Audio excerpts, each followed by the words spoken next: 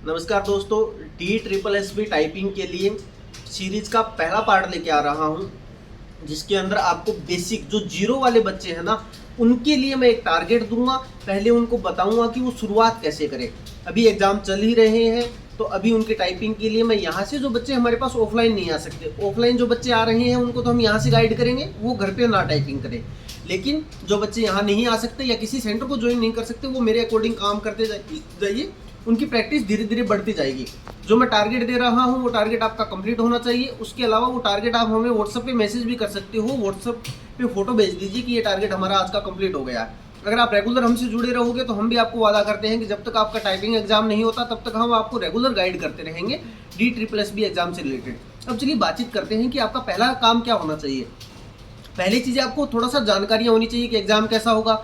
मैं ये मान के चलता हूँ कि आपका टाइपिंग पे जो पेज से ही टाइपिंग होगी, पहला। दूसरा, आपको स्पीड का पता होना चाहिए, 35 की स्पीड। एक्यूरेसी आपको 100% ही मान के चलनी है, और बैक स्पेस आपके अलाउ रहेगा, जो अभी आपको यूज़ नहीं करना है। तो आपको शुरुआत कैसे करनी है वो बताता हूँ। देखिए, मैं आपको एक तो तस्वीर दिखाने की कोशिश करता हूँ। वो कौन सी है कि जैसे आज उनका फर्स्ट डे है, उनका 5-7 दिन हुए, तो आप फर्स्ट डे तो आप एक चीज़ देखिए कि जब आप बातचीत करोगे तो बैठने का तरीका स्ट्रेट बैठे हुए हैं, हाथ टच नहीं है। जो मैं भी आपको बताऊंगा कि हाथ कैसे टच नहीं होने चाहिए, उंगलियां थोड़ी सी मुड़ी हुई हैं।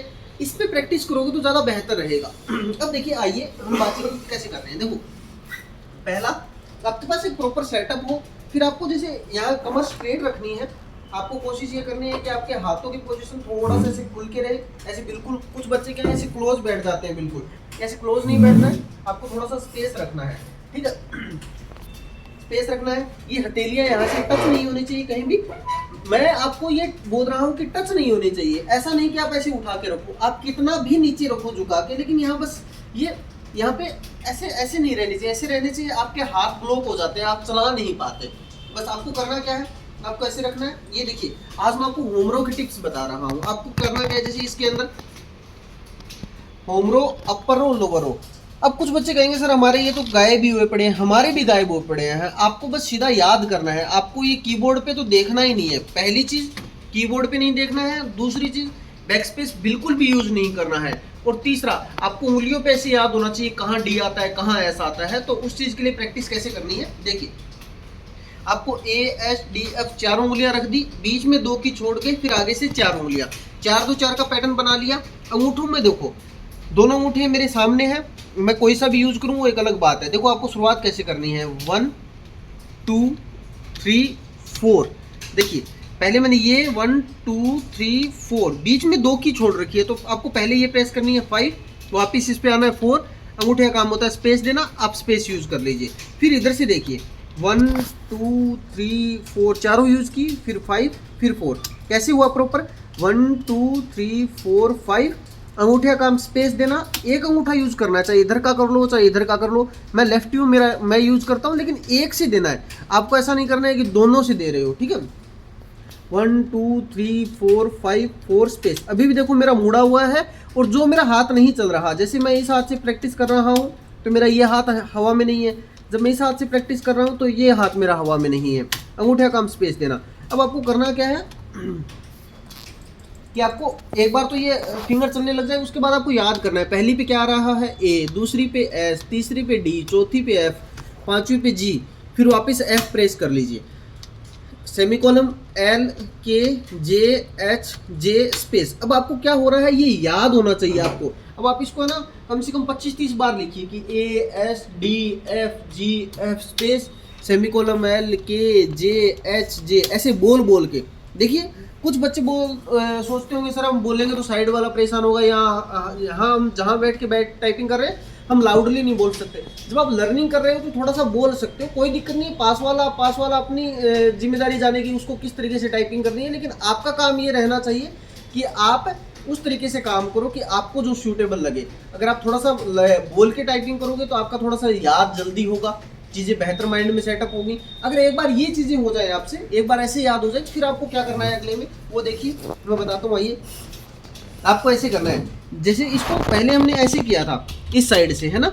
अब हम रिवर्स करते हैं, जैसे GFDSA। हमने क्या लिखा, GFDSA। सेम उंगलियां, ऐसा नहीं कि उंगलियां ही चेंज कर दो, ठीक है। HJKL semicolon. हमने पहले ऐसे प्रैक्टिस कर ली, फिर हम ऐसे प्रैक्टिस कर रहे हैं, ठीक है। मतलब अब नीचे कीबोर्ड पे देखो, एक बार ऐसे प्रैक्टिस हो गई, मतलब इस उंगली से स्टार्ट किया, इस पे एंड किया। अब हम ऐसे प्रैक्टिस करेंगे एक बार 5-7 मिनट के लिए। इससे शुरू किया, इस पे एंड किया। इससे क्या होगा कि आपको दोनों साइड उंगलियों चलाने की प्रैक्टिस हो जाएगी। एक रिदम के बिहाफ पे आप काम नहीं करोगे। ऐसा नहीं है कि आप किसी एक चीज़ को लेकर ही तैयार होगे, आप दोनों तरीके से तैयार रहोगे। ये जैसे ही तैयार हो, आपको ये काम करना है कि आपको इंग्लिश के अंदर हम बुकलेट डाल देंगे। आपको टेलीग्राम चैनल है JCT क्लासेस जयपुर नाम से, डिस्क्रिप्शन में लिंक दिया हुआ है, वहाँ जाइए। आपको पहले टेस्ट की लर्निंग दी हुई है। अब आप देखो, ये जैसे याद हो जाए ना, आपको करना क्या है, यहाँ से स्टार्ट करना है कि ADD, पहला वर्ड वही है, ऐड है।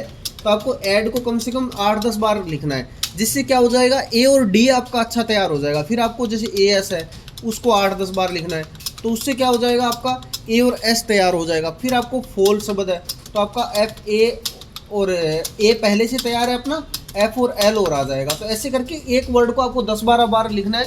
25-30 वर्ड है, प्रत्येक वर्ड को लिखिए। अगर ऐसा काम करते हो आप, तो आपकी प्रैक्टिस हो जाएगी। पहले मिनट का जो पहले जो लाइन का वीडियो है, वो आप 1 मिनट का बना के भेज सकते हो कि आपको ये तैयार हो गए हैं, वीडियो बन गई, तो अच्छी बात है।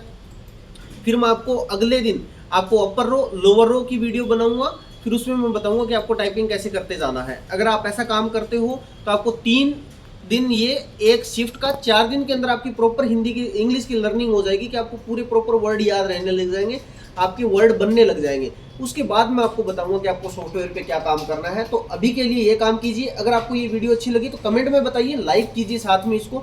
अगर आप नेक्स्ट पार्ट चाहते हो तो उसके लिए भी बताइए। चैनल को सब्सक्राइब कीजिए, लाइक कीजिए। अगर आपको चीज़ें समझ आ रही हैं, अगर आपके कोई और डाउट हो इससे रिलेटेड, तो भी वो भी आप हमें बताइए, हम उसको सॉल्यूशन देने की पूरी कोशिश करेंगे। धन्यवाद।